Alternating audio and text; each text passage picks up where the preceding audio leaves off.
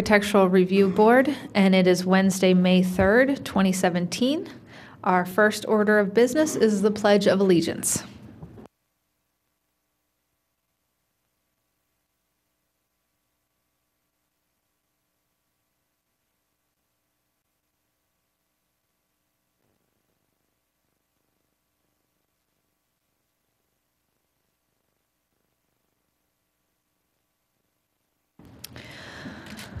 Our first order tonight is HARB 2017-10, 128 West Wayne Avenue.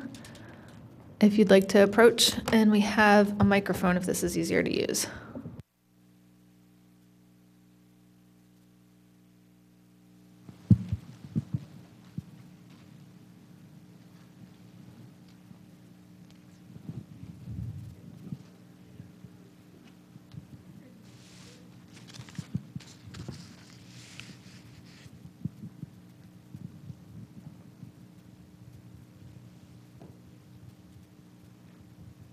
How you doing? My name is Stephen Foley with Foley Beam Architecture. I'm here representing Matt and Linda Todaro from 128 West Wayne Avenue.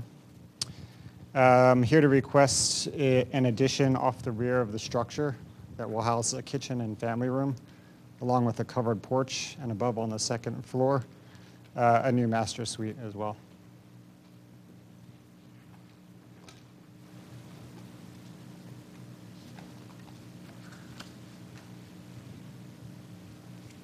Where would you like to begin?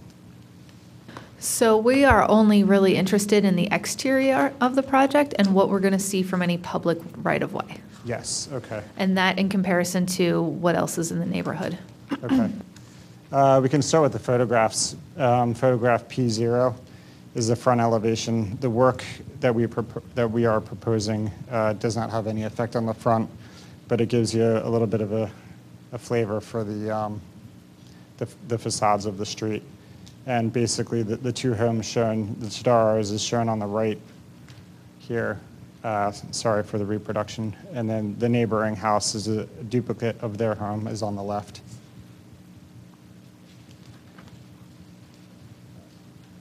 Photo P1 is a close-up showing more of the east side and the front elevation. And it's there to show some of the existing details on the home and the materials. P2 is also the front with more of the west elevation, showing more of the same. Excuse me, Stephen. Yes. If you center that picture in the middle of that big screen, we can zoom in on that.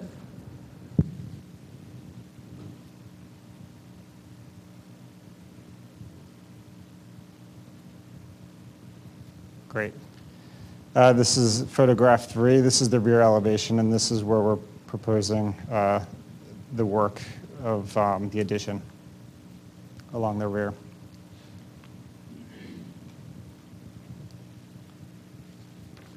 And the next photograph shows its relation to the neighbor on the west side.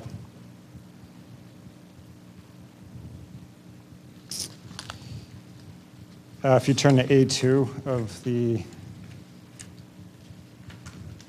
construction documents.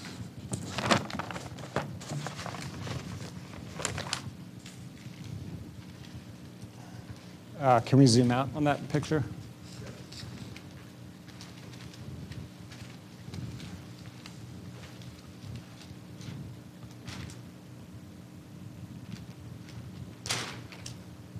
The photograph on the top left is the east elevation. You can see that this portion is existing, and our addition would be along the rear here on the side. And we're taking a lot of the same materials and using them on the addition, as well as window sizes and other details as well. The photo down on the bottom here is the west elevation, showing very much the same. And down here is the rear elevation showing the covered porch, the family entry, the master suite above, and a proposed standing seam metal roof over the covered porch along the rear as well.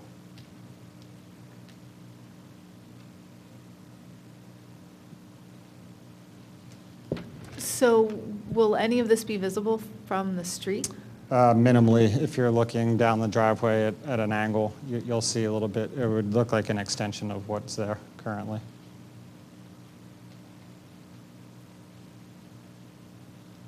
And you're proposing to use the metal roofing throughout the structure then, right? For this phase, we're looking to use it along the rear. However, they are looking to replace the roof in the next couple months possibly, so we're looking for permission to consider a metal roof. Right now, it's an aging asphalt shingle roof that they're looking to replace. Just like to make a comment on the metal roof. When you see this property from the street, at least as far as the houses that surround it, all shingles. Yes, that's Shingle correct. roofs. So if you could please give us your opinion on what you would like to do with that roof specifically as a metal roof and why, considering that the vast majority of the houses that surround it have that shingle type roof. It's really a request of the homeowner, and I think he's looking for a durable material that would obviously last for his lifetime and lifetimes to come as well. I don't know if there was a real drive for an aesthetic change or not. And you are correct, most of the homes on that street are asphalt shingles, but they're all, on this house it's a darker material, so it wouldn't, I don't think it would stand out like a sore thumb if you went with the darker metal roof as well. Sort of a question along those lines. I know that there are homes in the area that will do like a porch roof, metal, to like as a decorative feature. Are there any houses in the area that are all metal roofs? Not that I can think of now. When I toured the area, I didn't see many. The only one I saw was at the corner of Bloomingdale and West Wayne Avenue. There's a reconstruction going on. It looks like a Queen Anne house type thing. And they do have partial metal roof there. Looks kind of nice, actually. But that was the only example that I saw, at least on that street. But it is new reconstruction. So, but it does look neat with the color and the contrast that they're doing. Sure, yep, I like it.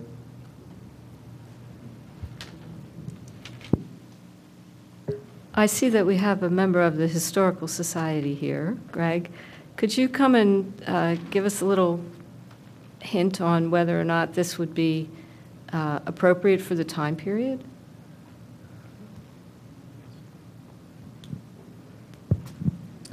Okay, thank you, Sarah. Wasn't expecting to comment on this, but so this house would have had a slate roof originally. This row of houses built by Wendell and Smith around 1882, 83. They would have been slate. They may have had metal on some of the not as steep pitch, like Bob says, porch roofs. But I would agree that it's inconsistent for the neighborhood, my opinion. Thank you.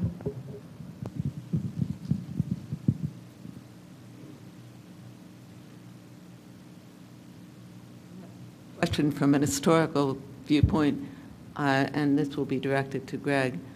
When did they start using them routinely? Do you know? Metal roofs? Yeah.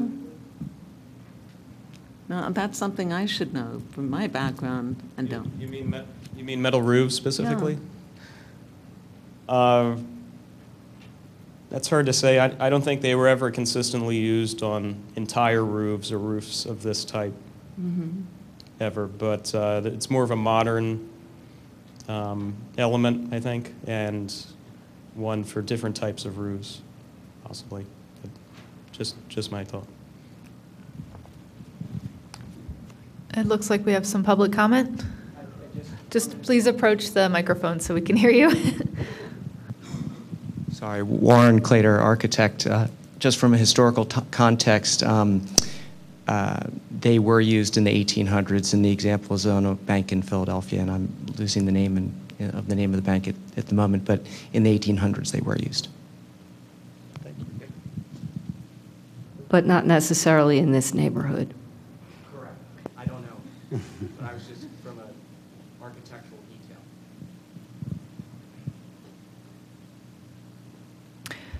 Any other public comment at this time? Nothing.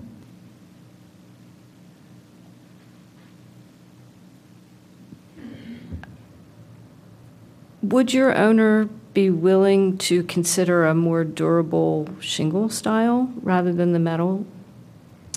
I'm sure they would be open to consideration, sure. Well, I would like to therefore move that we accept the design with the exception that the roof be changed to something that would be closer to what is on the other houses in the neighborhood. I recommend that there be a certificate of appropriateness with the exception of the roof, which would be changed. Can we do it with a condition?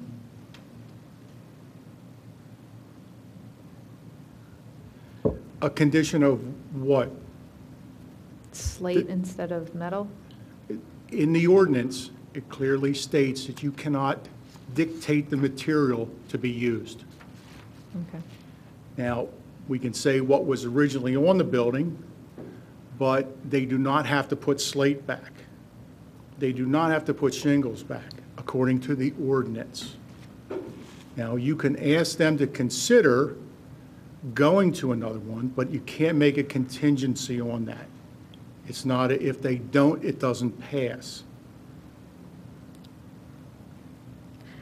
Well then, I recommend a certificate of appropriateness and request that the owners consider changing the roof to something that would more closely match what is stylistically on the other houses in the neighborhood. Okay, thank you. Second. All those in favor, please say aye. Raise your hand. All 5 in favor. Thank you. Thank you.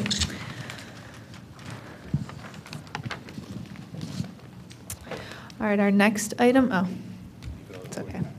Our next item is HARB 2017-11, 216 Bloomingdale Avenue, and a new 2-car garage. Thanks.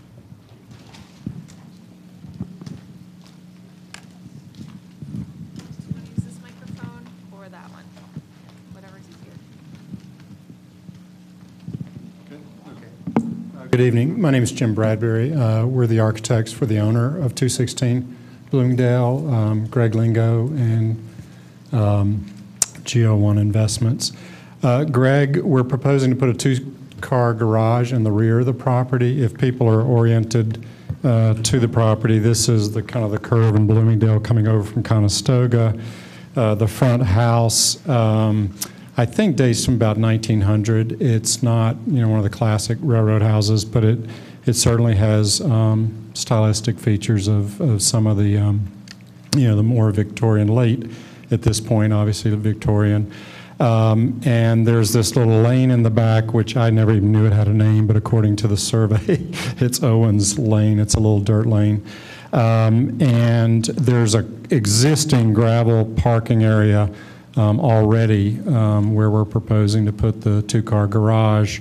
And the 2-car garage, which is located here, is the brown rectangle, is roughly 23 by 21 and a half. It's a very simple structure, simple gable, kind of running east-west. Double garage doors on the, well, I guess that's actually the west side. My orientation is a little weird on this plan. I guess east is toward Bloomingdale. And I'll get to the elevation in just a second. So it's 2-car double garage door. There also along the lane side, we're proposing a triple shed dormer to put a storage loft above. And apropos of your comments about what can be seen from public right-of-way, et cetera, assuming Owens is a public right-of-way, we tried to make that facade the more interesting facade. And actually the facade that faces the main house is basically just clapboard and shingle. And I don't actually have that elevation, but from all intents and purposes, what you're going to see is the elevation with the garage doors, and the south elevation, which is the person door that goes to the stairs that go up to the second floor.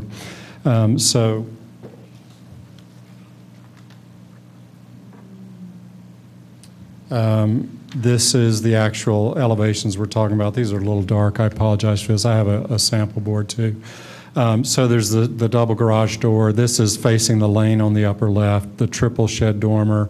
We're proposing double hung windows, 6/1. The existing house does have a 6/1 light pattern. They're a little more vertical, a little less, I'd say, perhaps, I'm not saying this garage is federal or something, but these are not quite the, true Victorian vertical type windows that you're going to see on the front house. But we're trying to get more natural light into there and stick with some more standard light sizes. And again, the only people that are really going to be seeing this, if you know the little lane there, behind us this big commercial building on Conestoga Road, and I think there's, I don't know, some car place or whatever. Not that I'm saying we, are going to be junky because they're junky. We're not. We're trying to make it look very nice. And if you know any of Greg's work around North and South Wayne, he always does really nice things. The facade itself is fiber cement siding. Hardy siding and kind of a taupe color with a slightly different trim color. I'll show you in just a second. The windows themselves would be along the lines of a Pella Pro line with simulated divided lights, clad on the exterior white. The interiors would be wood, but that's neither here nor there for your consideration. And then the roof itself would be a staggered fiberglass shingle, like a 40-year shingle, a la a GAF Timberline type shingle. And then the upper right elevation, as I mentioned, is probably the one that you'd see, again, if you were a couple hundred feet away, seeing it obliquely from Conestoga going by in a car at 45 miles an hour. That's the glimpse you're going to get of that. And then the other two elevations, just imagine these two kind of mirrored without the windows, the dormers, et cetera. And again, those are the ones that are going to be seen the least. The one on the, I guess it'd be the north side, is actually for all intents and purposes up against this existing frame appurtenant structure that's on the back of the property next door. So I don't think anybody's really ever going to see that. And then the materials, as I've already mentioned, the hardy siding, all the trim would be AZAC or a, kind of a HPD plastic type material that would be painted. And when I say plastic, I don't mean a bad looking material by any stretch of the imagination. If you looked at our elevation, we're intending to have some fairly decent corners with some little pent return detailing and some nice shadow joints, et cetera. The two beige colors, which are a couple of Benjamin Morris historical colors, the garage door and the person door were intending to be, Greg calls it farmhouse red. I think you could probably say farmhouse red and come up with about 40 different reds.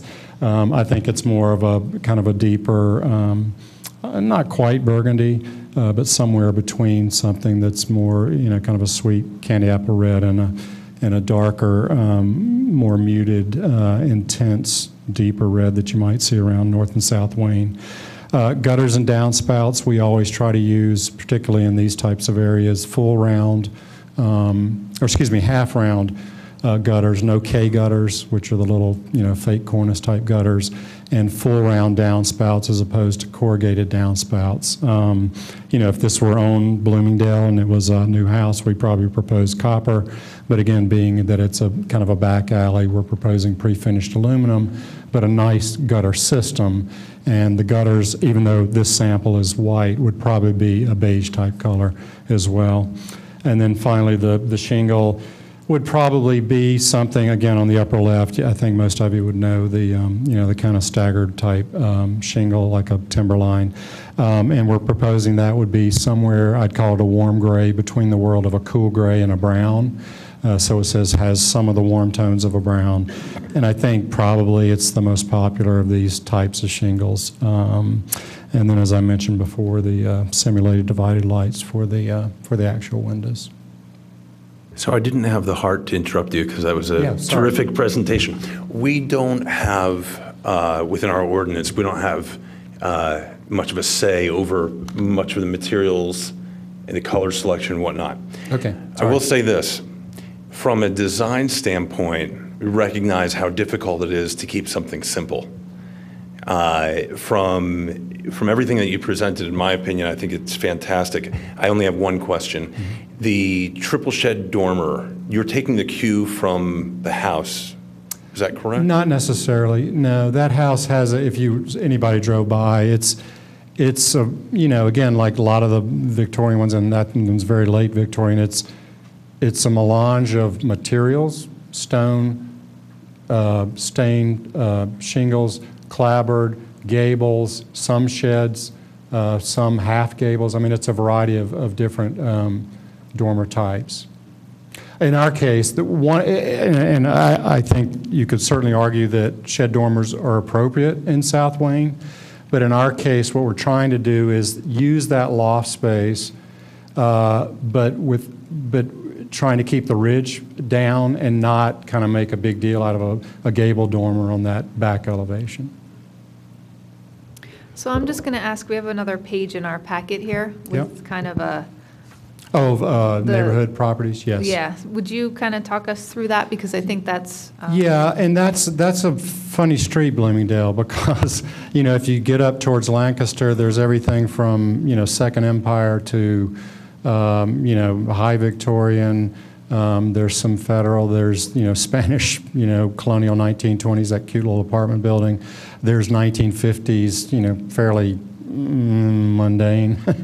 So I don't think we were taking our cue necessarily from any particular one of those things. I think it's more important for us to find or to develop something that is the appropriate scale, proportion of roof pitch, proportion of openings to walls, et cetera, that might fit anywhere within the historic district. And we don't just simply say because the front house is A, we're going to do A prime. That's kind of not the way we operate. And frankly, the architects who built Wayne back in the day, that's what they did. You didn't just do, and I used to, I chaired the design review board here for 5 years and was on it for 10. And oftentimes, we would even try to get applicants to not do which was next door because, part of the beauty of a place like Wayne, obviously there's all the railroad houses and that, but then there's the wonderful styles you see on, Luella and, from every different period of architecture. So that's kind of our take on it. When I saw this house, tried in vain to find out exactly where this garage was located. But I took that as a good sign because I definitely agree with you that there's definitely a mishmash of architectural styles there. But also the view from Lake Bloomingdale, I wasn't sure whether or not it was this house's garage, but there's another garage which seems to be visible from like the right side of the house as you face the house. But I assume that wasn't this house's property. Am I correct on that? No, there's no structure on the property in the back now. There's there's the little shed here, and I'm not sure if that's the one you're talking about. That's probably There's another what it one was, back the shed. in It's like here. white colored? Yeah. Okay. Besides that, it's well hidden. It's pretty Yeah. innocuous. But the only other question that I have is, what is the height of Our this building height? at its peak point? I'm going to say that it's less than 20 feet. Yeah, it's 1911. I'm sorry, it's right here on the drawing. Okay, that's To fine the with me. ridge. Okay. Yeah. Do we have any public comment on this project at this time?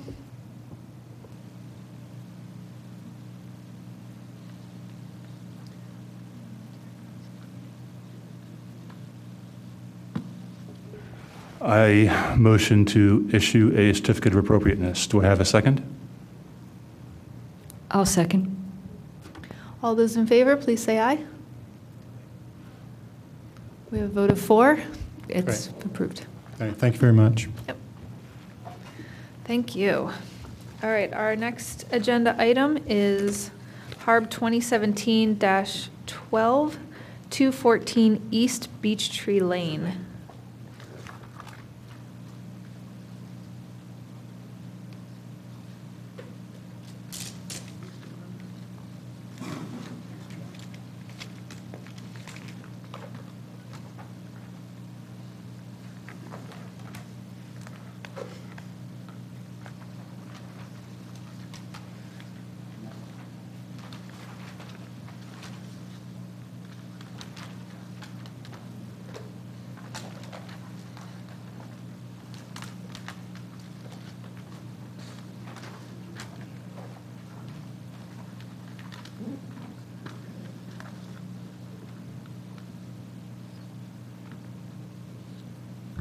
Good evening. My name is Warren Clater. I'm an architect in Wayne, and the property that we're going to be looking at this evening is 214 East Beech Tree Lane.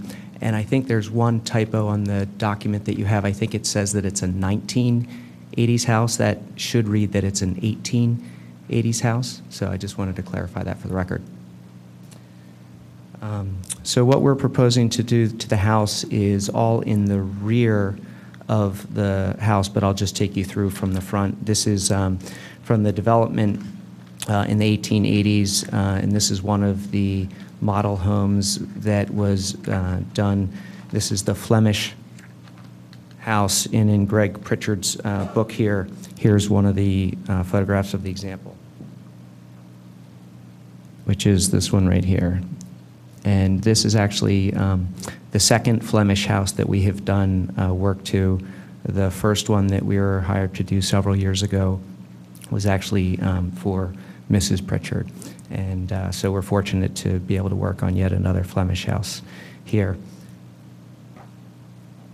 So as you can see from the street, there's no change that we're proposing to the front elevation.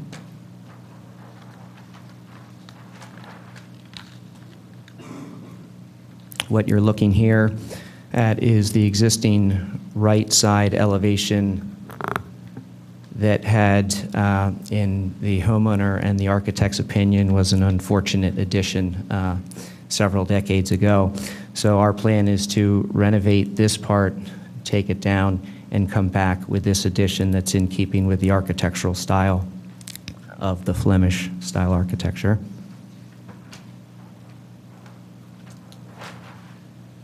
Walking around the house, this is the rear view. This is the existing part that we're going to be taking down, and then coming back with the rich style of the peaked roofs, the shingle and window detailing to match the existing, again with the same style of covered porches that you find within the peaked gables.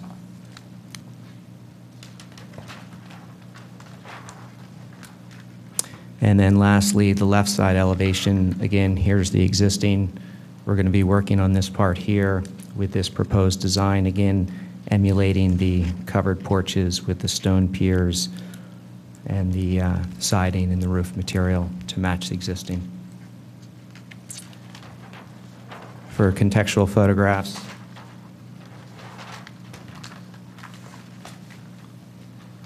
again, we're going to be removing the later addition, which has the horizontal clapboard, and we're going to be matching the existing with the cedar siding and then the dimensional asphalt roof.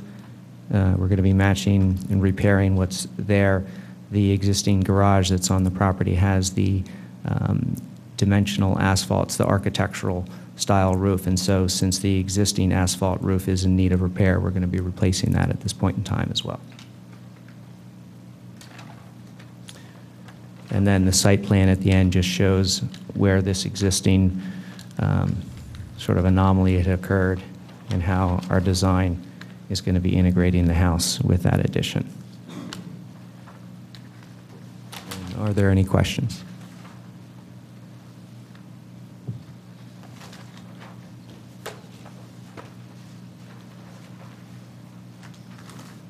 Warren, I would like to commend you for such a thoughtful addition to this home. It's a pleasure to see somebody who takes good care. Thank you.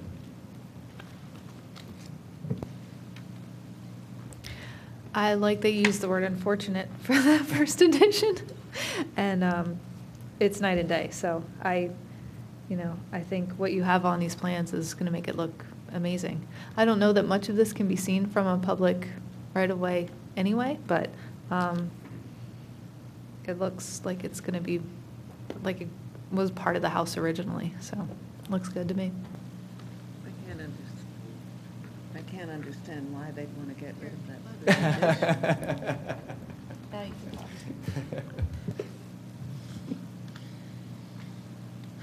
Is there any public comment on this project? No one? I'll make a motion for a recommendation for a certificate of appropriateness. I'll second that. All those in favor, please say aye. 1, 2, 3, 4. We have a vote of 4. Your certificate will be issued. Thank you for your time.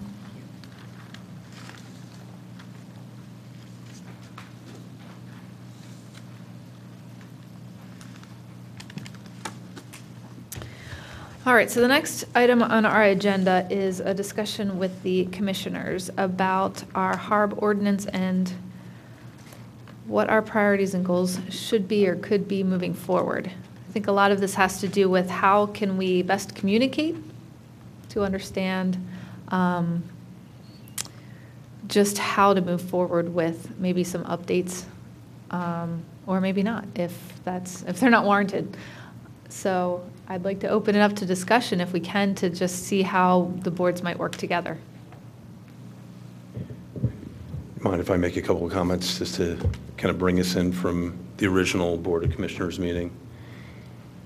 First off, thank you very much to our Board of Commissioners who were able to attend this evening's meeting. We haven't had a chance to voice our have feedback, voice our observations, concerns, considerations. And I think a lot of this is coming out of a situation that we're all aware of. A somewhat contentious situation in the North Wayne Historic District. Unfortunately, we're still hearing from many of the constituents, we're still hearing concerns over what's been done. And in my opinion, this is directly related to two topics. First, during the Board of Commissioners meeting that I attended, there was mention of a review of the HARB ordinance. We'd like more detail on what steps the Board of Commissioners has taken and if it would be possible for HARB to play an active role in the review and possible changes. And second, we put forth to the Board of Commissioners our proposed resolution to change the way in which notification is provided to neighbors when a property is on the HARB agenda, and we would like the same notification provided to the neighbors that is done for a zoning hearing.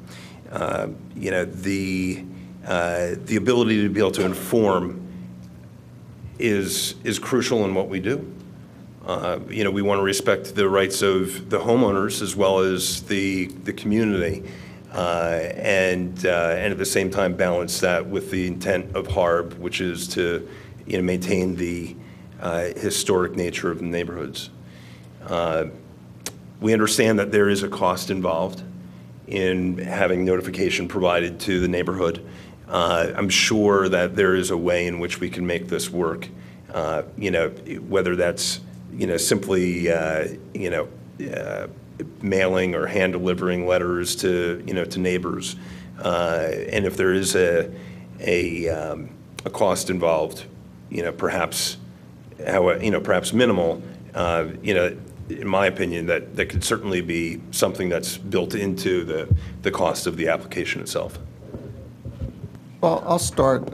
Can I just add one thing Bob. to what Miles said? I was kind of looking for some precedent here dealing with as far as community notification.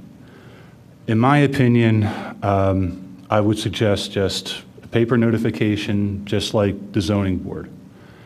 Because I've seen situations in the historic districts where the zoning board notification is there, but the HARB notification is not. The precedent that I'm looking at here for this as a convenience to our citizens would be because all of those historic districts are highly walkable. I offer just one example, rural homes document from the Historical Society. Greg, I still think I need to pay $3 for this, but I didn't see a penny cash thing there, so please forgive me. I think this was written about in 1909, so for some precedence on its walkability at that time. The whole of this property is within 8 minutes walk of the station, most of it within 5. As I've walked the districts, I know I have a longer stride than most, 20 minutes tops, either way, front and back to center towards the train station. Beyond that, I offer something more current, and this goes to a lot of what I do in my work, dealing with real estate populations and housing and things like that. This is pretty typical of a real estate document that I'll research that might come up in the Wayne area in one of my work studies. This is pretty typical. I won't bore you with litanies of it, but it's very typical, at least on Zillow, which was one of our sources that we use. And this house is located in the historic district, 409 Oak Lane, Wayne, PA. Here, right in the first couple of sentences, you can't build location, coveted walk to Wayne from this wonderfully charming Victorian, et cetera, et cetera, et cetera. I really do feel, in my opinion, that the number one issue that we would like to have resolved is the whole issue of community notification.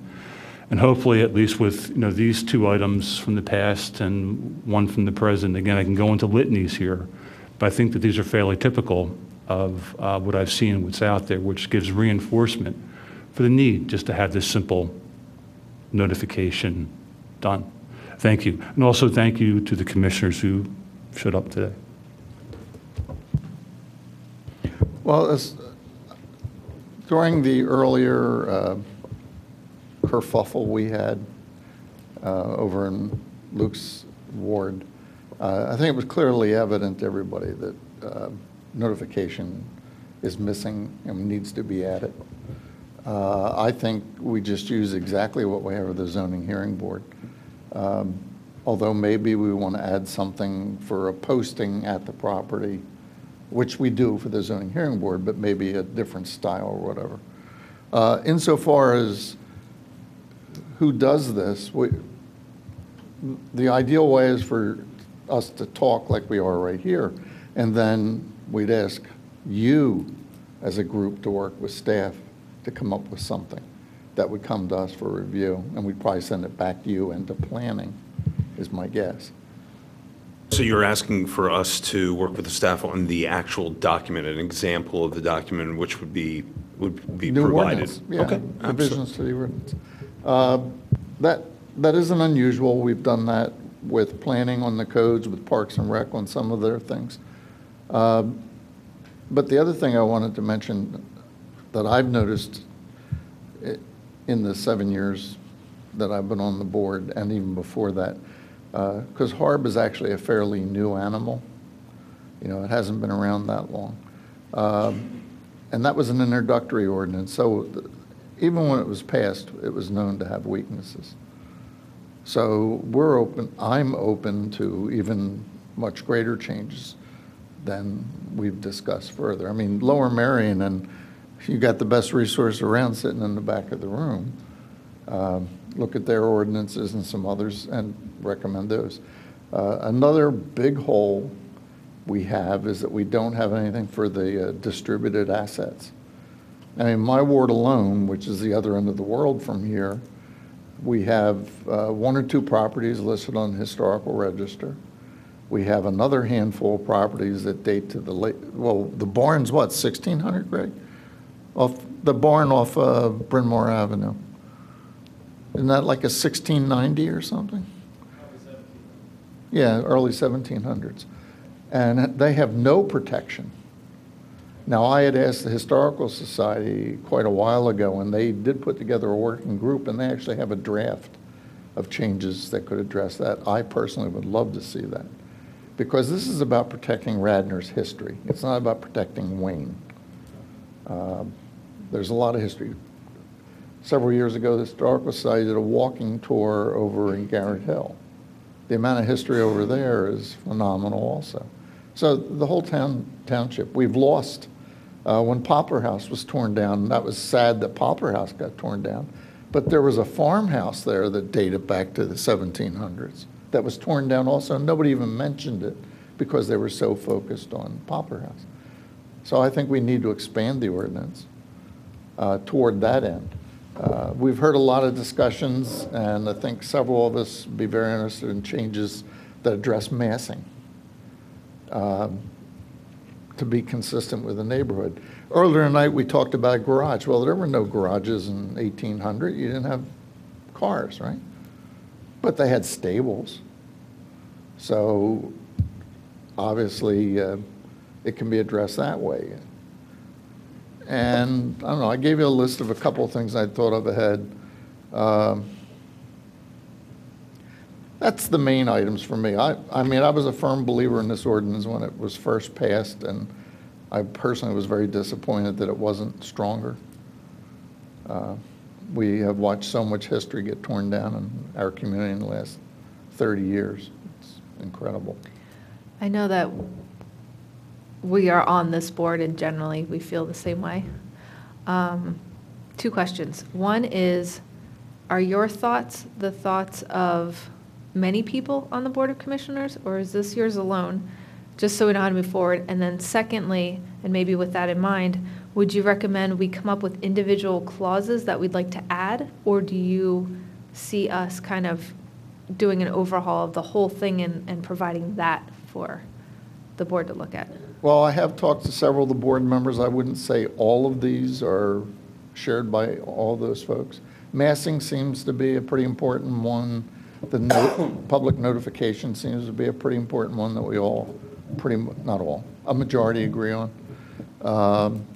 The other idea is to distribute it. There's at least 2 or 3 other commissioners that agree with me on that. Probably the best way to approach it is sort of I'll call it almost an outline that shows where in the ordinances they could be changed. And then let us get a cut at that. Because if we don't have 4 votes to approve what you're thinking, it won't go anywhere, and you shouldn't waste much more time on it. Could you, and any of the commissioners that are here, could you please discuss with us what the logistics would be of our working together on changing the ordinance? Do we give suggestions to you in a formal way, an informal way? How does that work? Well, correct me if I'm wrong. I believe we passed a resolution or a motion to get this started, right? So we have that. The wheels are in motion there. I would think it starts from the ground up. I mean, I know we're here and you're looking to us for ideas, but you all deal with this ordinance, and therefore I'm looking to you all to see what's problematic and what do you think from your end needs to be tightened up or added. I do agree with John. The notice is something I think that we can do something about, and the massing is an issue. He mentioned the garages, which was something that came up on Midland Avenue there. That's something where I don't know if there's I don't know if there's some sort of progression to this ordinance. I'm not sure how you do that with the historical ordinance, of course, but that's something I would look to you all about as well, because no one wants a detached garage anymore, right? But it is part of the history. How do we reconcile that? I don't know, so I'm looking for ideas on that. I've always been a big property rights person, but the more I live right across the street from the historic district and walk through it all the time, the more I walk through it, the more I do want to see this get strengthened and to see it preserved. So I'm certainly supportive of it. But I think working with Beverly is a good idea in this forum, and then maybe a community development subcommittee, and moving up that way, and hopefully getting it up to a point where when it comes to us, it's something that is, needs as little alteration as possible at that point. So I think there is support on it. There is support for it on the BOC, at the BOC level. But in terms of my goal for you all, it's to be architectural advocates, as you all have been. I mean, you all do a great job, And as you're aware, the vast majority of these come up to us, and we approve them, and everyone moves on. You know, we've had two controversial ones. I think that they pointed out some deficiencies there, and I think we all agree that there are some deficiencies in the ordinance. So those, to me, have kind of been a baseline or a guideline for what we need to start looking at here. So from a really mundane operational standpoint, when we're putting together our notations, then we'd come before you, in light of the Sunshine Act, should we do that during a HARB session? Should we do that as a special session? And give us a little guidance on, you know, because this is... Well, there's such a thing as working groups, and that's right in the Sunshine Law. Secondly, the case can be made that since you're not a deliberative body, that it's not quite as significant. Obviously, as a community, we value openness. But, I mean, you could have 3 or 4 people and not a quorum meet and have the meeting open to the public. So that's all possible. And you could also not only have a working group going, but you could bubble up from the working groups and have another section of your meeting, like you're doing right now, where you have a special section where you're proposing a few ideas and you're also getting comment on some ideas and inviting the public to come in and go. To get to your original question on how we get started, I think you've already gone ahead and got started. As Lou pointed out, we have a resolution to start to update this. You're taking the bull by the horns there in that. I would also suggest to look backwards, currently in a year or two, whatever. Where have your major problems been? Where have the controversies been, so to speak, and how have they been resolved? How could they have been handled better? And how can an ordinance revisions assist you in doing that? So some of these things come out of what have been the problems, and then, hey, this is another way to do that. I think, too, and also I think you do have support, maybe not for 100% of all the ideas that come up, but you have support for changes because things have changed. You've learned, we've learned, and even since the founding people the first folks who populated this committee and this board, things have changed then too. And I know they had some ideas that they would have wished to have done in their experience, but maybe never get around to. I would suggest that you reach out to those people. Luke has mentioned Beverly. I've worked with Beverly on a number of objects, another of projects in the 7th Ward, specifically in Garrett Hill. She's terrific. I know Cheryl Tomolo is terrific. We have great folks from the Historical Society, Greg and Lynn, who have all a wealth of knowledge about this. They're not able to, or for whatever reason, be on the board, but you can certainly tap their information, and I encourage you to do that. I would like to see, I just have a 4 or 5 list thing that I would encourage you to look at. One, I will support the idea of notification. I think that's something that we've seen it creates misunderstanding. So there's no reason in today's day and age for somebody to say, I didn't know. We should be able to address that. And I think there's easy ways to do that. We just need to come up with one to make a standard. I think that we've seen in past, and I think past boards too, have made very good use of suggestions rather than yes/no rules. And to say, and you even doing it tonight, you're saying, hey, listen, we would suggest that you make this change, especially if they're required, and say, hey, how could you do this? And that there have been a lot of times where folks have been guided and actually looked to this board as not just a judicial body to say yes or no, but rather to have gotten ideas and suggestions on how they might go ahead and do that and conform with the HARB. And again, you can speak to past members to see how that was done if you still have questions in that regard. So I encourage you to think that way too, and you've already started to do that. I think John's idea of the distributed assets is a very good one. In our 7th Ward, Garrett Hill, and other areas, there are a wealth of those items that we should consider. And if we don't have them specifically protected, we should at least memorialize them and know where they are. I was actively involved in that tour that John mentioned that we put together, and it was amazing, not only of what assets were there, but what a wonderful uplifting of community spirit when people realized what was right in their midst. And these are things that people have passed every day in their everyday lives of walking or working, going to work. And they had no idea, in a lot of cases, what the wealth of history was right underneath their noses. And that's a great thing, too. The other thing I might say, and I don't know the answer to this, so I'll let you grapple with it, But over the years, we've seen, even in my term on the board and prior to that, have seen a lot of cases of, I'll call it demolition by neglect.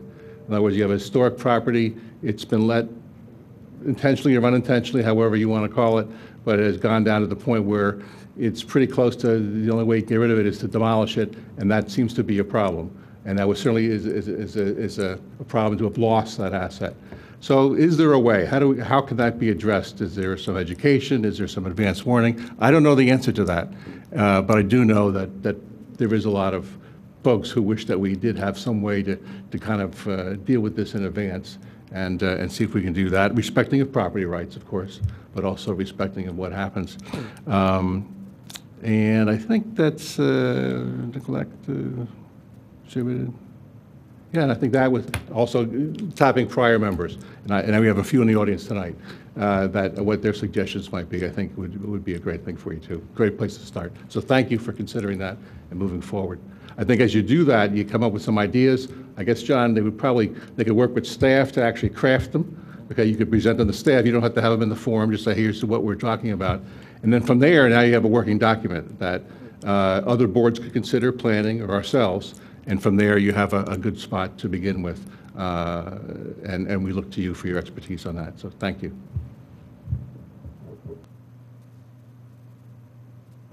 Thanks for the opportunity of saying something and helping with the process. I have 5 suggested changes to the ordinance. And I think in answer to Sarah's question about how do we start, I think I would not try to work with the current ordinance. I would start over again. And I'll get to how you do that in a minute. Here are my 5 points. Some of these came from Beverly Barnes, who, as you know, was on your board for a long time. Prior to that, she's done wonderful things for the township. She helped me with the preservation of the Wayne train station and getting it on the National Register of Historic Places. That was from 1996 to 1999. So this is her idea. Her point is increase the jurisdiction of under the ordinance to include additions and alterations. In her judgment, it technically only covers demolition. I don't know if Mr. Daly would agree with that or not, but let's just say that's her suggestion. My personal, not pet peeve, what's the opposite of a pet peeve? My personal goal here would be to amend the ordinance to include regulation of massing. That's space to build, spatial to build out. And I don't have any doubts that we can do that. We can regulate height, we can regulate setbacks and width and length, so there's no reason why we can't regulate airspace. We have some examples in North Wayne of people just overdid it, unfortunately. They overdid the size and the amount of fill-in in that third dimension so that we have ocean liners next to 40-foot yachts. Thirdly, I think our ordinance should stagger the terms. Are the terms currently staggered? So how did we end up with all good people, all new people, and our veterans not carrying over? Does anybody understand how that happened?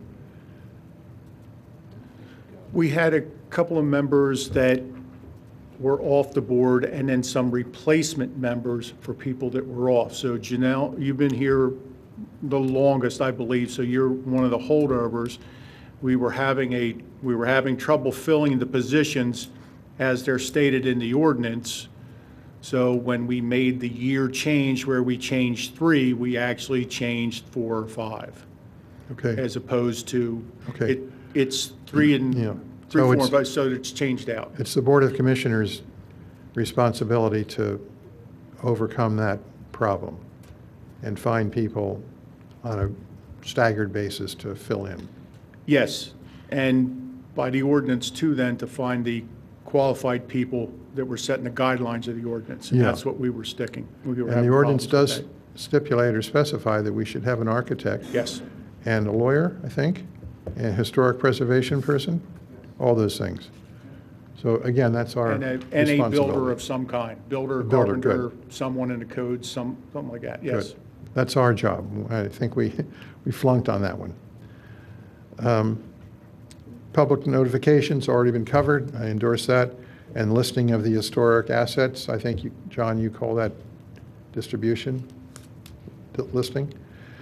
Okay, so those are the ordinance changes. Now, secondly, I think I would recommend you get outside help to move ahead. What do I mean by that? The Delaware County Planning Department has Beverly Barnes and others, and they can help you produce a model ordinance, one that covers the waterfront on these issues, which you can discard in whole, or you can pick portions of it or take the whole thing. So that's where you would perhaps think about. I'm not mandating this. I'm just one voice. These are suggestions for you. And Beverly recommends you invite a representative from the Pennsylvania Historic and Museum Commission Preservation Unit to come in and educate you and us, Board of Commissioners and yourselves, on the value of historic preservation. She even has a name. His name is Corey Kegeris, Kegggerise.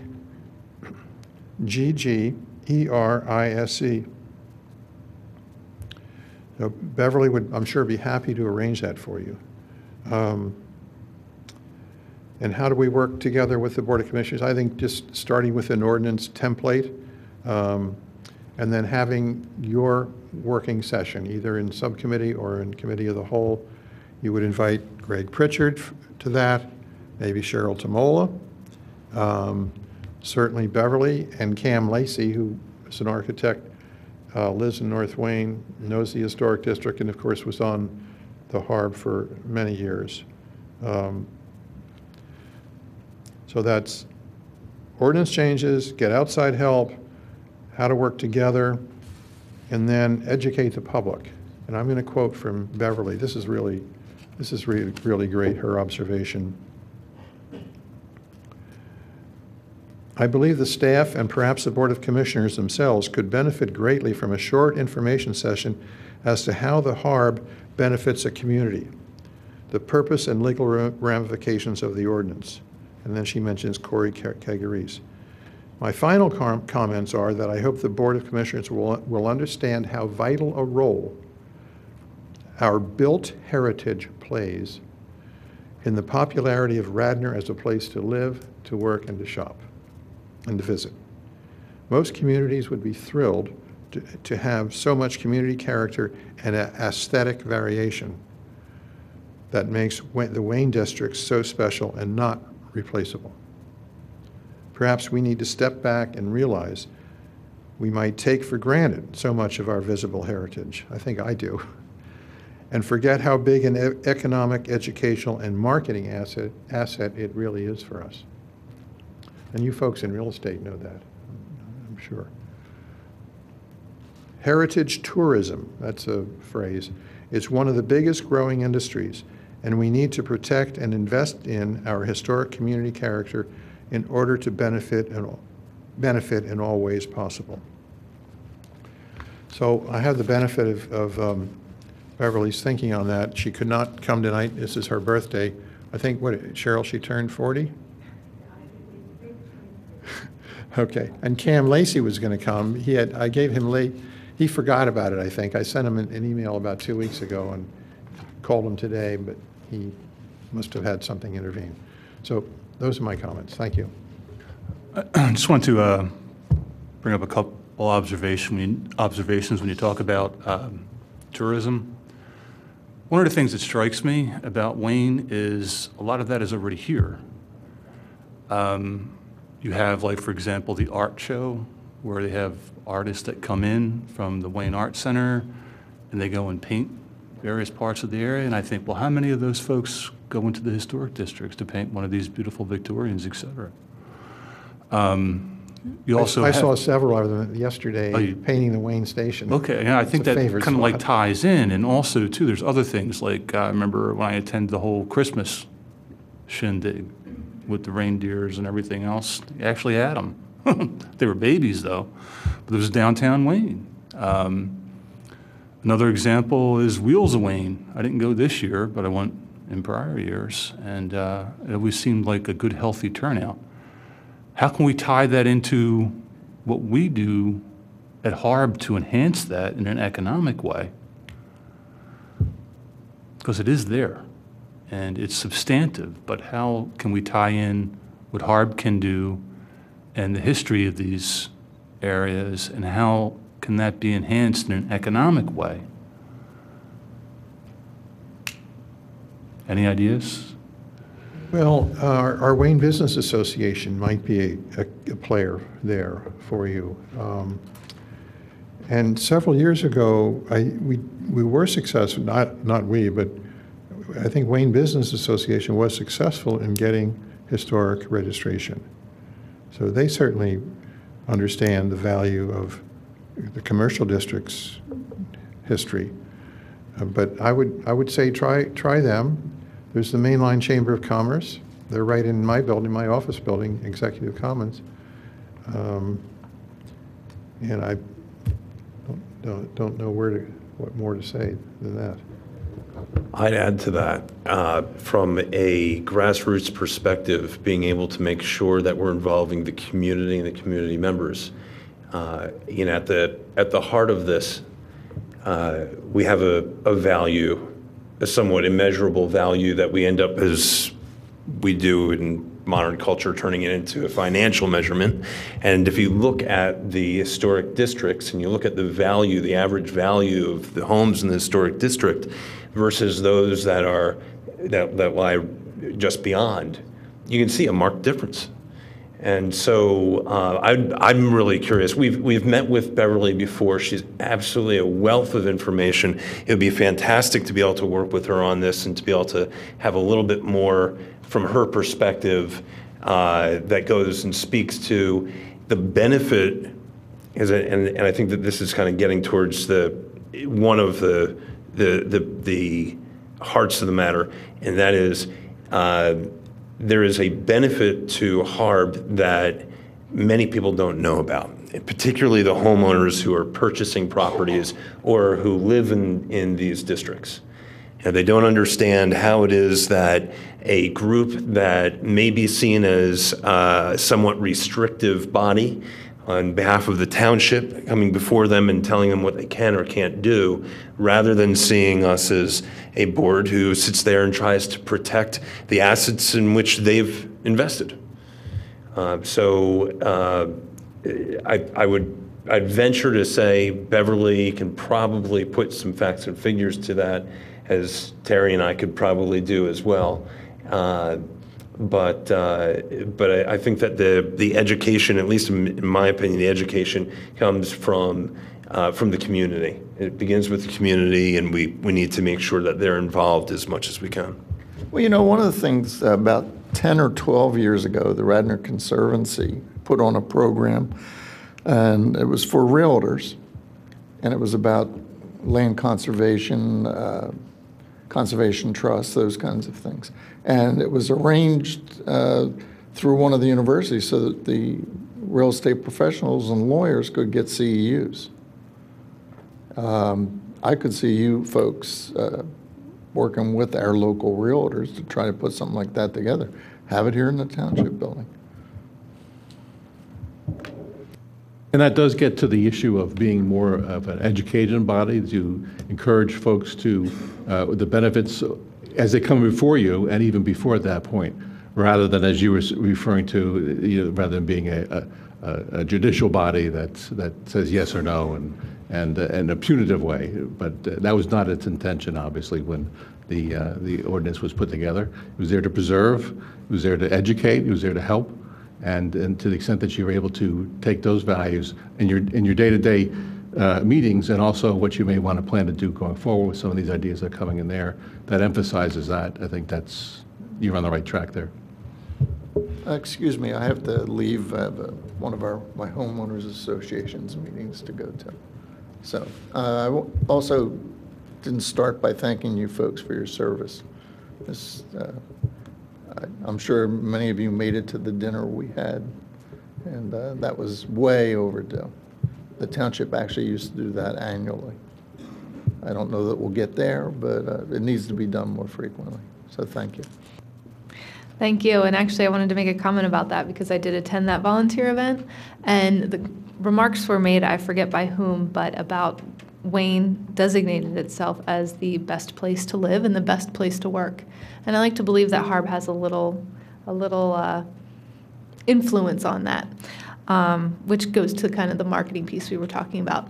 But at this time, I would like to propose that we put together a task force, work group, whatever we need to call that, to get started on working with some of the educated people in this field and putting something together to submit to the BOC.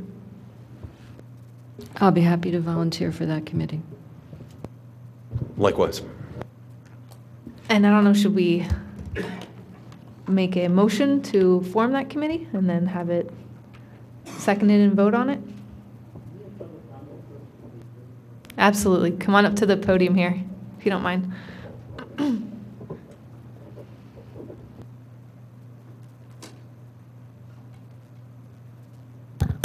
Baron Gemmer, South Wayne Avenue. Been an advocate of the Harb since before its inception, and then its inception, and then getting the other neighborhoods in. I'd like to thank the commissioners for being here. John's already left, I know. And also thank you for your service. A couple of points.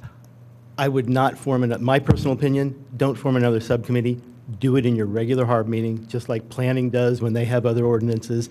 It's just going to have the taint of secrecy, and people won't know when you're working on it. If it's at your monthly meetings, that's when you do it. It's just another item on your regular business like the other boards do. That's my strong suggestion, to get that done without having people second guess you and having everything out in the open. So that's one of the reasons why I wanted to speak before you made that motion. I don't think you should form another subcommittee. I think you should just put a regular agenda item on your agendas upcoming and work on it as you can. And your meetings typically aren't that long, so it shouldn't be too onerous to keep adding that. I thank you for your suggestion. I agree with that. I agree. I thank you for your suggestion, but meeting once a month means that we can only accomplish a little bit at any one time. And if I could suggest to you an alternative, that the group be on the agenda to present progress every month. I will strongly recommend against working groups and Sunshine Law. I know what John said. I don't disagree. I disagree with some of the stuff he said. And I think that's not the way to do business in Radnor. We've had that experience. Planning Commission does it once a month and gets the same thing done. If you find you're going too slow, then have a special Harb meeting, but it's still the Harb as a committee doing it. But Baron, over here. Our school board operates through committees. A lot of their real work gets done in committees, unlike our Board of Commissioners. But Sarah's point is, once a month, it may take a year to produce a new ordinance. On the other hand, why not have working groups that are advertised as public meetings, and people can come and comment and see what's going on? It's because we've had that experience in the past where that taints the project, and it's not as well notified because it's not a regular committee. Those committees at the school board are typically regular committees. This would be a special committee and would tend to be off the radar. If the Harb wants to meet twice a month, that's fine. It's just a regular Harb meeting twice a month. There's nothing wrong with that. But special committees have had a bad history here in the township in terms of the results. I'm not aware of that. Yeah, a lot of, particularly some of the. Can you give me an example? The West Wayne subcommittee, where a lot of, Cheryl, what were we had the three that we started. The Garrett Hill one, which then eventually, look at Garrett Hill as a good example. That started in a different manner, and then it became that committee that met once a month to get the Garrett Hill ordinance done. So that was a standing committee at that point because they petitioned the board to be able to do that. The way they started. Were they public, those meetings? Oh, yes. They were televised. They were. So what's the problem? I don't understand the problem. Well, it's not this big a committee to begin with, so I'm not understanding what a subcommittee would end up being. I think the school board is much larger than, It's nine. than what we are. It's 9 We're members, 5. but they go into committees. They work in committees. Yeah, I just don't see a reason to call it a different name if it's going to be the same members. Just have another HARB meeting if you don't think once a month is enough. But I've seen some pretty ugly history with that, and it's actually stymied some ordinances because that's the way they started, and they just ended up going nowhere because that's the way they were developed. I don't agree with the ugly history idea. I can give you examples. I think it's fine, as long as it's advertised. The other comment I would make, I agree on notification, and when you have the meetings, I'll comment more on that. What I would caution you on notification, though, is in zoning, you're paying about, even a simple one is $500 to get to zoning hearing board, and then you're paying the postage and the effort to do on top of that. Whereas right now, HARB's $50, and you're going to essentially maybe triple the fee by the time you add postage and effort in there. So I agree that notification is a problem, something needs to be added. I personally don't think it should be the same as zoning hearing board because I think that's going to make it too onerous for some of these applications because there are so many historic homes that people come in more often than, for zoning, obviously. So I would suggest looking at more creative ways.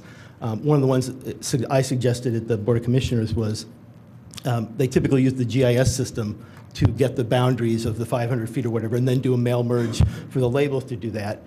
And perhaps it could be done with a mail merge with emails where it's on a voluntary basis. Anybody that wants to get HARB notifications gives their email to the township. That's part of the information, just like the address is. But when they do the 500 feet, then they cull the emails and do a mail merge for that, which would be no cost to the applicant, keep the fee low. If you start getting the fee up to $150 plus, maybe $100 in postage plus effort, that's probably getting a little too onerous for some of the projects that come through here. Thank you. Thank you. Was there other public comment? Okay, come on up.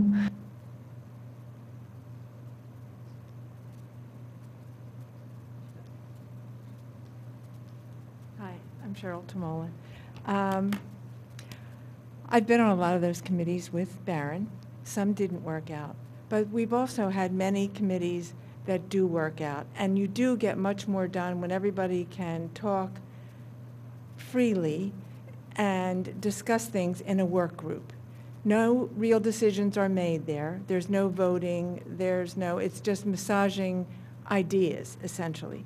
And I think that they work really well because in a formalized and televised setting, things get awkward. So I would think that a work group would be a good idea.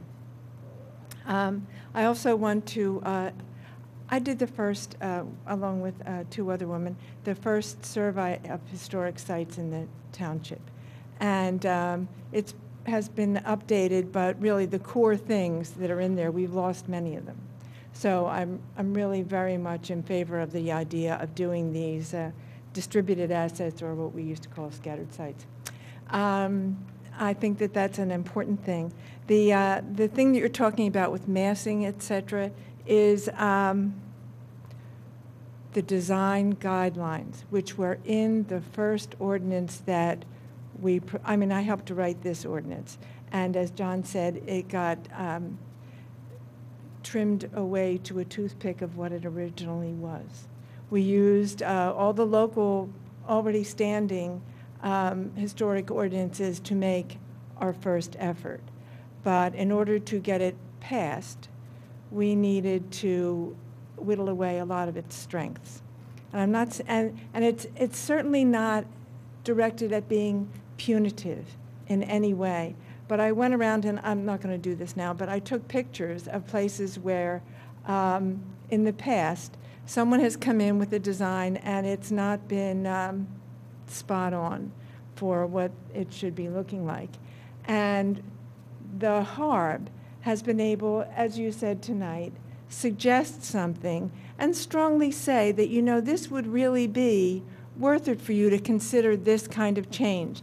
And when the people do it, it does look so much better, and it proves it to them, and it proves it to their architects. Sometimes people have an idea like, I want a 30-foot ceiling in my living room, or some crazy thing like that, and then someone shows them that it's not going to fit, and that's the kind of thing that the guidelines would help you with. That's what it does with massing, with the rhythm of the fenestration, the whole business all fits together with the guidelines. So that would be, we have examples of guidelines. I have a whole filing cabinet full of information that we used for the initial ordinance that did not pass in that format. So I'm really happy that you're going to embrace this. And I know it's going to be a lot of work, but we've had other ordinances in the township that have worked really well with the working group. Hazardous waste, recycling, all those kinds of things came at the behest of a group of people who worked together and tried to figure out how we're going to make this work for the community. So I think you can do that.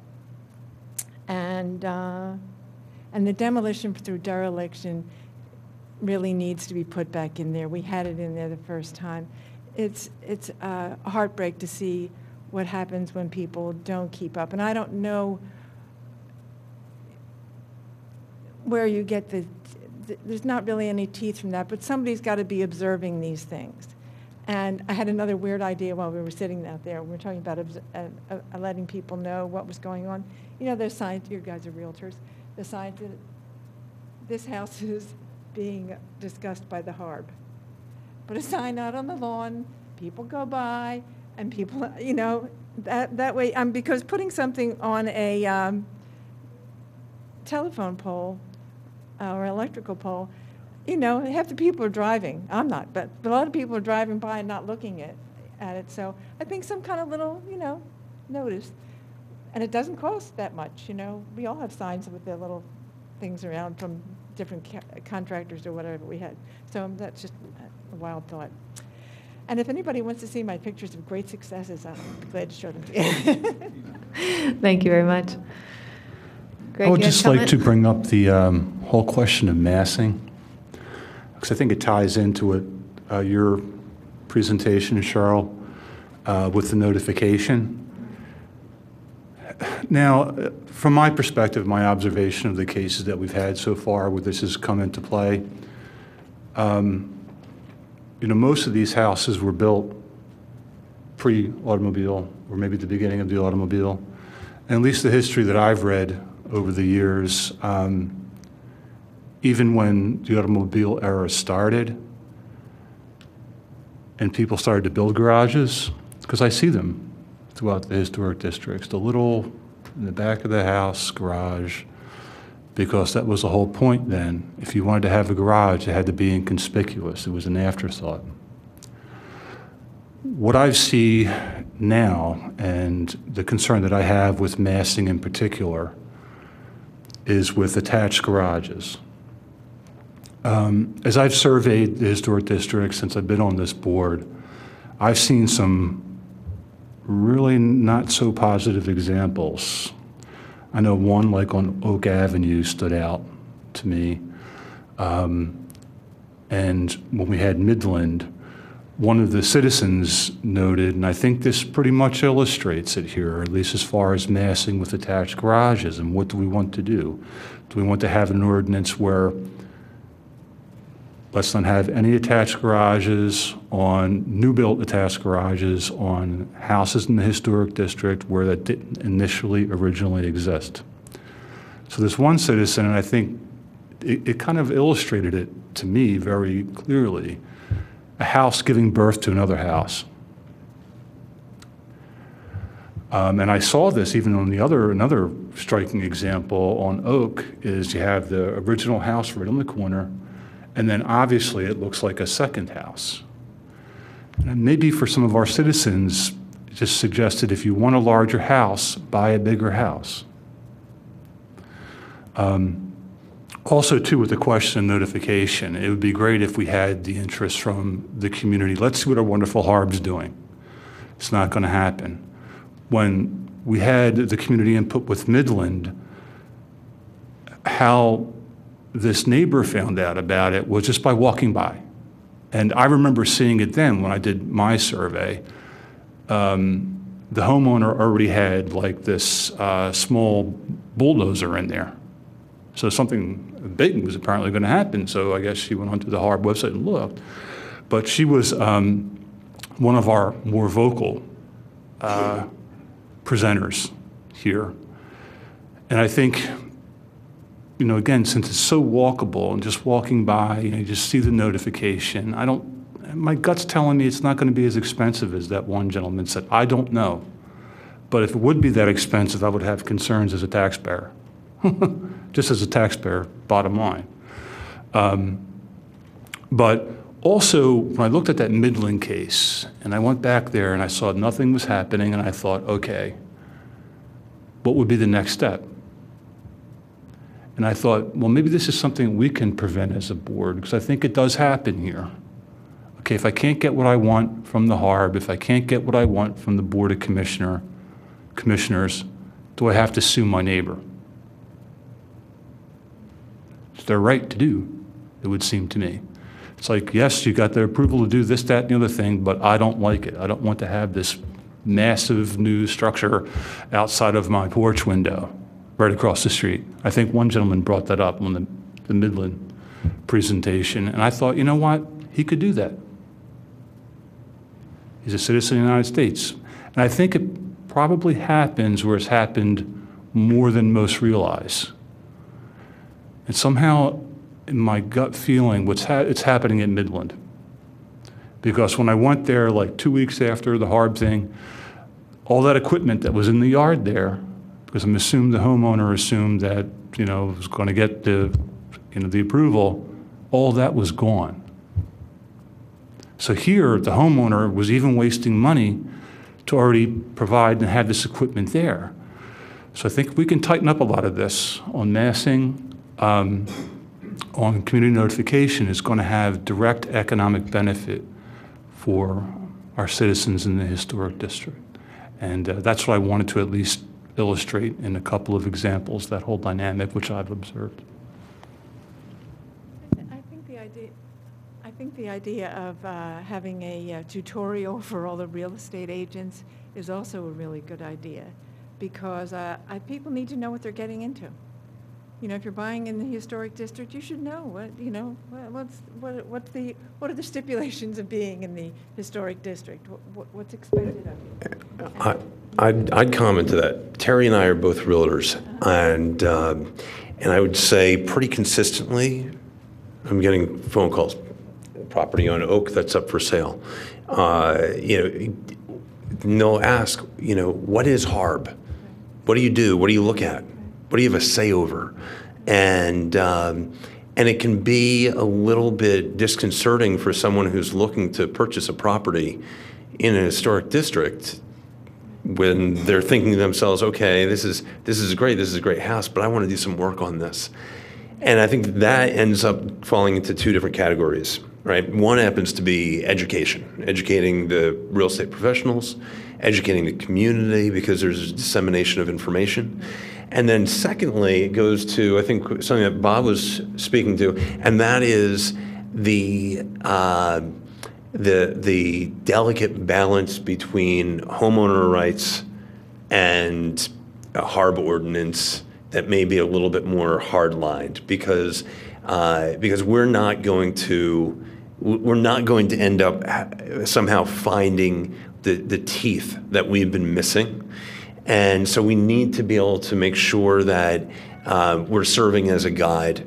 As several of the Board of Commissioner members have stated, we need to serve as a guide to the homeowners who are purchasing properties or have properties within the historic districts, in order to be able to make sure that that we're not alienating ourselves. I think that the concept was, and it is for all the boards, that the buck stops with the commissioners, and that every board is an advisory board. And that's what you have to remind people of, that you're not going to be the ones who are going to say, in the end, yes or no. You are merely an advisory board. You have some great advice to share with them, but you're an advisory board. And that's an important thing for everybody to remember. You've got to sit down now. Greg, if you wanted to say a few things. Be happy to, and I'm sorry for my cough. I hope I can get through it uninterrupted. Good evening, everyone. I'm Greg Pritchard, and I'm commenting from my perspective as both a Radnor resident and as Lower Merion's staff historic preservation planner, because there are many similarities between the two communities, and I think there's much that Radnor can learn from Lower Merion about effectively implementing historic preservation policy. For one thing, Lower Merion is a PHMC certified local government, which means that it meets certain guidelines and thus is eligible for grants that communities like Radnor are not. For example, last year, Lower Merion received a grant to fund the services of a historic preservation consultant to comment on all HARB and Historical Commission applications and to attend meetings. This year, we will be receiving a grant to create design guidelines specific to our community to assist the residents, staff, and review boards alike. I don't think it would be difficult for Radnor to become a CLG, and for the moderate amount of effort it would take on the staff end, the benefits could be great. And that's something that Corey Kagerice could probably tell you much more about. The consultant who reviews all applications that come to the review boards in Lower Merion is an experienced firm specializing in historic preservation, architecture, with a great depth of knowledge about how to assess projects involving historic districts and to apply the Secretary of the Interior standards for the treatment of historic properties. That's one way that Lower Merion ensures that its review process is complete, comprehensive, and meets the standards.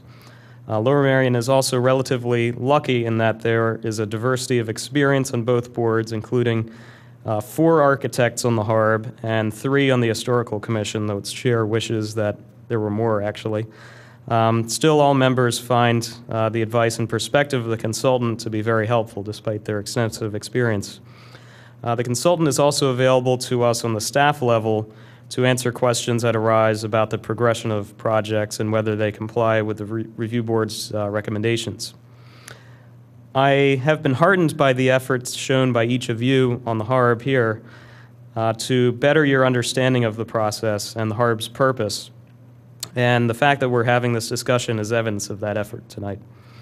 However, because of a complete turnover recently, like we discussed in the board's composition, there's not a lot of institutional knowledge among you, and the recommended qualifications specified in the code aren't met, and that's not anything that's your fault, obviously. I'm not convinced also that the township adequately prepared you for this role, nor that the methods by which you come to your recommendations are well understood by any party, and that could be because as Cheryl was describing, the original ordinance was cut down so much. I'm not sure. The recent cases at 401 Midland and 406 North Wayne could be seen as evidence of this. Both issues were, excuse me, both issues were sort of like ping pong balls that went back and forth between this board and the commissioners. And in the end, property owners, their paid consultants, neighbors, and staff were kind of inconvenienced by a lengthy process, and the outcome ended up being the same. This is why I believe with or without an expert's consultation, the HARB should utilize the Secretary of the Interior standards, which are used nationwide by recommending boards such as this one as justification for their decisions. I would suggest knowing them, understanding how to apply them, and if the code is amended, including them in your motions. For example, in Lower Merion, they might say, we have recommend approval of an application based on standards 9 and 10, and that way it's documented exactly how the board came to their decision. My second recommendation is for the histories of the properties being evaluated to be better understood before recommendations are made. When you joined this board, were you taught what makes North Wayne significant as a neighborhood, what development patterns occurred in South Wayne, or what architectural styles are prevalent in any of the districts? This lack of understanding, and again, none of your fault, became clear during the process around 406 North Wayne, clear to me anyway. The applicant described the house as, quote, not much to look at, and at first that was accepted, despite the fact that there are almost 10 identical homes of varying conditions on the very same block, all dating from the earliest year of the neighborhood's development. I don't believe that a good case was made against rehabilitation of that occupied rental property, especially since one of those identical houses, which was in similar condition, had been completely gutted and expanded 3 years previously, and still stands and is a very nice high-end house today. In addition, because the HARB only focused on the demolition of the historic home in this discussion, the design of the new structure and its compatibility with the neighborhood was not given a full evaluation. And I still feel that the commissioners overturning of the HARB's recommendation to deny demolition did not simultaneously approve on the HARB's behalf the design of its replacement. I would hope that this township would commit to preventing property owners from being rewarded for neglecting properties in historic districts and then calling them, without providing proof, unsalvageable. Third, a clarification of the HARB's scope is necessary, I think, specifically the word demolition, which in other communities could refer to all or part of a structure. Typically, any exterior changes that impact historic fabric are evaluated by HARBs in typical communities, which extends into window replacements, siding materials, and other architectural details. And it's true that each community handles these questions differently, and trust me, Lower Merion's Historical Commission looks at window replacements very carefully to fine detail. But I'd ask you the next time you drive around North Wayne to notice which homes have the cheapest possible vinyl windows and if they're compatible with homes whose owners have decided to preserve integrity. There are more in the former category than you might think, and they stand out like sore thumbs. Finally, I want to mention that many Radnor residents, as we've discussed, have been hoping for an eventual expansion of preservation protections in the township, including the protection of properties outside the 3 current historic districts, and the possible expansion of HARB review to include downtown Wayne. This could be done now. Wayne was designed as a National Registered District designated as a National Registered District several years ago. It may be a long-term goal, but before then, it would be helpful to review and improve the process as it's currently written. And in Lower Merion, we have 2 or 3 historic districts with commercial properties, and they look at things like signs and changes to facades. So thank you again for having this discussion, and I'm eager to help however I can. Thank you. Just one question for you. I know, like with Lower Merion in particular, there's, I think, 7 historic districts. Right. And I was recently up at the English Village. Never knew that existed before. It's really interesting properties there. But my question to you is, it seems, I'm not sure again about the specific history on how the current ordinance was developed in Radnor. I'm getting more glimpses like from Cheryl and things like that, so it's filling in my knowledge. But one of the things that strikes me with Lower Merion is that, okay, you have districts over here, you have districts over here, you have the English Village up here. Wayne, for whatever reason, the 3 historic districts are almost like connected and congruent to each other. Right. Is that an issue that you think that we should look at, or does it need to be like together, or can it be something like a Lower Merion that might work on, where you have like the English Village and then you have the Ardmore Business District? I think there are a lot of enclaves within the township that would be eligible potentially as historic districts. Banjo Town, for example, is something similar in scale to English Village. It's a series of homes built as worker housing for the Ardrossan estate and the Atterbury estate. Fascinating place, great history, and very nice homes. I think downtown Ithan potentially could be one. That's just up from Banjo Town. Potentially Garrett Hill. And institutional districts, there could be a number. And within Wayne or just outside Wayne, the older neighborhoods in St. David's could potentially be eligible as well. So it's worth looking at in the long term, but for now, we know that Wayne, downtown Wayne, has already received designation on a national level. That should qualify it automatically for local review status, but it takes a little bit of effort. So, all right. I totally agree with you, and I think we should be thinking outside the box, because we have some properties which should be protected. They are not in the quote, Wayne Historic District. They are totally remarkable. I used to lecture on all kinds of architecture. My specialty was Victorian. But I discovered them accidentally because I was a realtor. They're hidden from sight, but they're federal-style houses in a period that Philadelphia was suffering the yellow fever and was decimated in population. We have almost no federal-style architecture in the whole suburban area, but Radnor Township has a couple, and they're gems, and they should be protected. They deserve the protection.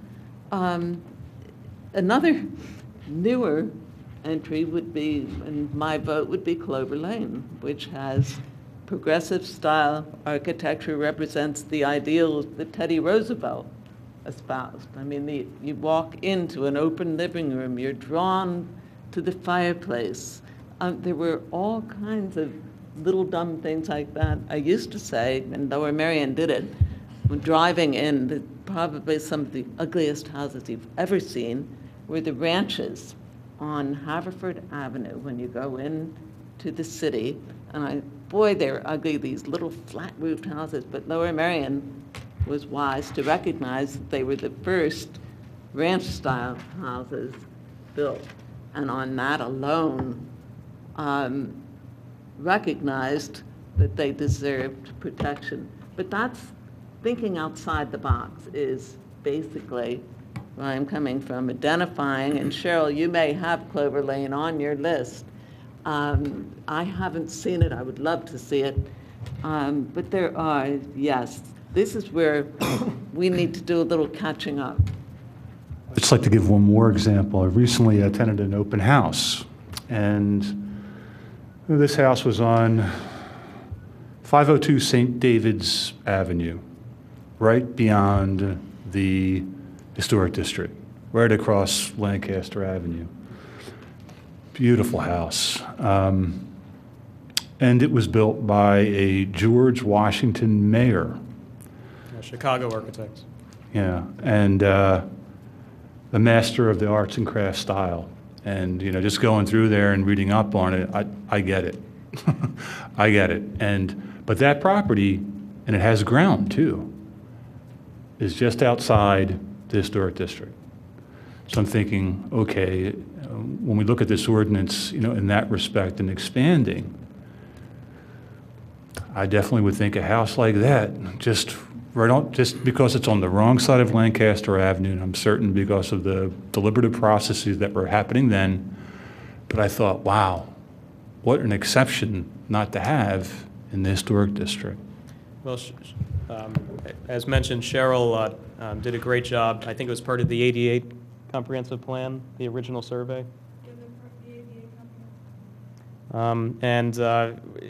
We've worked to expand that and update that over the years, and identifying properties such as that may be eligible. We have several hundred on the list, and I think if such an expansion were to go forward, we would have to go through one by one and determine which of those are eligible, and it would be great. All right, thanks, everyone. Thank you. Thank you, Greg. You're an amazing resource for us. So at this point, I'd like to put it to the board to have a special task force, or let's call it an ordinance review project, and with the idea that this group will be able to discuss at this meeting the findings of that group, or give that group kind of some direction as to outside people to meet with, bring back information to us, things like that. I'm open to comments or discussion about forming something like that. Well, since I've already volunteered to be on the committee, I would like to move that the HARB appoint a working committee to be a liaison to those in our community who can help us work on redrafting an ordinance so that we can begin the process of working alongside the commissioners to draft something the community will benefit from. Could I give a comment on that for you? First, briefly, I want to just correct something that was in the record from Barron, and usually I agree with a lot of what he says, but I do need to correct the record on the Garrett Hill process. Lynn is here. She can back me up on this. We met more than once a month. Everything was public. It was all open, very transparent. In fact, in those days, we didn't have the luxury of even being able to have the meetings here in this building. And we held them down at the Radnor United Methodist Church, in the community centers and the halls that were down there, because that's what we had to do. But we did meet publicly every quarter up here, and we had our meetings here where we formalized a lot of the work that we had done in the intervening times. I can tell you that if we restricted our work for once a month, we would still be here and not have anything done. At the end of the thing, working with a consultant, we had probably a master plan for Garrett Hill that still survives today and is a working piece of document, not one you put up on a shelf. The Clement Crone Park redevelopment is one of the outgrowths of that, for example. That is a 50-page document of a wonderful master plan for Garrett Hill. We ended up with zoning for multiple districts in the business area there. For different sections of it, for each for its own needs. That came out of the workshops that we did as part of that. And so what were the ideas of it? One, they were very open. It was open to the public. And not only that, but we encouraged and got public participation of an unprecedented level. Part of that may have been the nature of the community, but part of that was our openness and our welcoming and our engagement of that in terms of that. It was open. People knew when they were. They came, and we did formalize what we had worked on officially here in our quarterly meetings. So that may have been a different time, whatnot. That may be what it is. But I would encourage you, in your cases, to keep it open, to keep it transparent. It's very important for that to happen. And one way you may consider working, since you're only a 5-member board, is that actually to have a technical working group, you need to have less than a majority, so you're really talking about 2 people at this level. But if you are going to make an outreach to people, rather than have a special task force, you're not that big to really need that. But maybe what you might do is have certain of your members step up to take charge of, to be to be the point person for some of these things. One may be reach out to the public people or people who have been a part of the board. Another might be, hey, how can we get the realtors or the business people involved? Another, to have specified that and to take the lead. Now, what can you do? Well, you call each other up every now and then. Hey, I got a couple of ideas. Let me run it past you. But you're the correlator. You're the bringing it together. That's a model that I think is open, transparent, and works, because your work is done here, but the problem with doing things at a monthly meeting is that a lot of times it devolves into, well, we start thinking about it when we sit in these seats. And that's not what happens. That's not how the work gets done. The work gets done outside in terms of your thinking, in terms of your outreaches to the public, whatever it is that you're doing, and you come here to go ahead and say, here's what I found, what do you think? And you have things going. So, sometimes you have a task force, you think, great, we got it, let's go. Sometimes that model breaks down, but I would suggest to you, if you have certain areas that you really want to move in on, that you volunteer and say, yes, okay, you're in charge of that. And yet here's another area, you're in charge of that, and you're in charge of this. And you're the ones that lead us to that. You'll all have different degrees of success. You'll all find a buddy to help you out of this. And in all cases, it's not a formal process, except to the extent that you're leading and you all come together here and leave some time, structured time, not just let's just talk about it, but have a real structured portion of your meeting where you are doing that. And I would suggest to you that's open, it's transparent, it follows all those things, and it's also very productive because you've taken the lead to do that. That's part of the model that worked for us in Garrett Hill. We had a couple people stepped up in these things and took the lead on it. Everybody else was able to work on it as they could, but you have a leader that works with it, and then you come together that. If that's acceptable to you, I would propose that for you because it fits all those models, and I think you are getting work done. I know Cheryl might agree. She's been on a lot of these committees too. So, in any event, I'll propose that for you for consideration.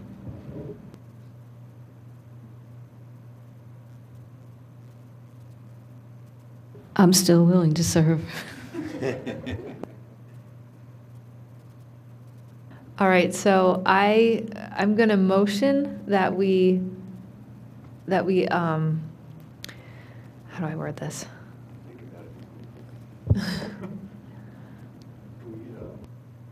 Maybe save our decision with any potential task force or point people for our next meeting after we give it some more thought?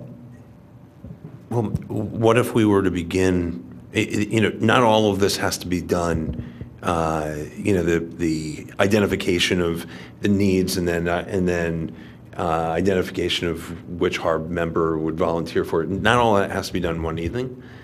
So if if we're able to start out, and Sarah, you were saying you're I have friendly a friendly with Beverly. relationship with Beverly Barnes, and I can start the outreach with her. Perhaps she can find out when Corey Kegarise can come and give us a lesson on this Secretary of Interior standards. I'm willing to step up and take charge of that process.